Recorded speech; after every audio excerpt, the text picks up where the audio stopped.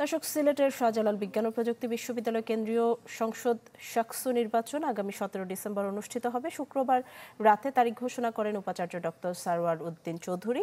এই তারিখ প্রত্যাখ্যান করে বিক্ষোভ করছে শিক্ষার্থীদের একাংশ। এ নিয়ে আরও খবর জানাতে যুক্ত হচ্ছেন আজহারউদ্দিন শিমুল। শিমুল, ভোটের তারিখ ঘোষণা করা হয়েছে, কিন্তু শিক্ষার্থীদের একাংশ এটি প্রত্যাখ্যান করছে কেন?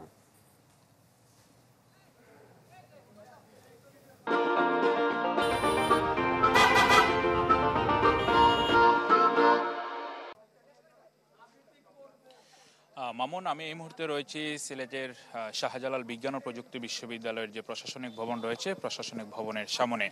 এখানে শাহজালাল বিজ্ঞান ও প্রযুক্তি বিশ্ববিদ্যালয়ের 60 থেকে 70 জন শিক্ষার্থী আসলে এই আন্দোলন চালিয়ে যাচ্ছেন। তারা বলছেন যে প্রশাসন তাদের সাথে কোনো রকম বৈঠক না করেই তারা একটি তারিখ ঘোষণা করেছে। ইতিমধ্যেই আপনারা জেনেছেন যে 17 ডিসেম্বর বিশ্ববিদ্যালয় প্রশাসনের পক্ষ থেকে কেন্দ্রীয় ছাত্র সংসদ নির্বাচনের তারিখ ঘোষণা করা হয়েছে। এই তারিখ 9টার দিকে ঘোষণা করা হয়েছে। ঘোষণার পরপরই একদল শিক্ষার্থী আসলে এই তারিখটি প্রত্যাখ্যান করছেন। তারা কারণ হিসেবে বলছেন যে বিশ্ববিদ্যালয় মূলত বন্ধ হয়ে যাবে ডিসেম্বরের দ্বিতীয় সপ্তাহ থেকেই।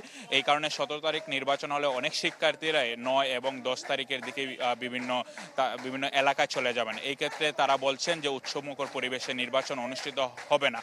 সে কারণে তারা বলছেন যে 8, 9, 10 তিনটি তারিখ থেকে তারা যে কোনো একটি তারিখে নির্বাচন হওয়ার জন্য তারা আবেদন জানিয়েছেন, এবং তারা যে ফটকটি দেখছেন এই ফটকের সামনে তারা আসলে অবস্থান নিয়েছেন।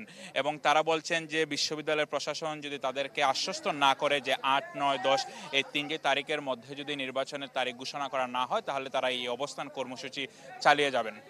মামুন। শিমুল, অনেক ধন্যবাদ আপনাকে। ধন্যবাদ। সিলেটের শাহজালাল বিজ্ঞান ও প্রযুক্তি বিশ্ববিদ্যালয় থেকে কেন্দ্রীয় সংসদ শাকসু নির্বাচনের খবর জানাচ্ছিলেন আজহারউদ্দিন শিমুল।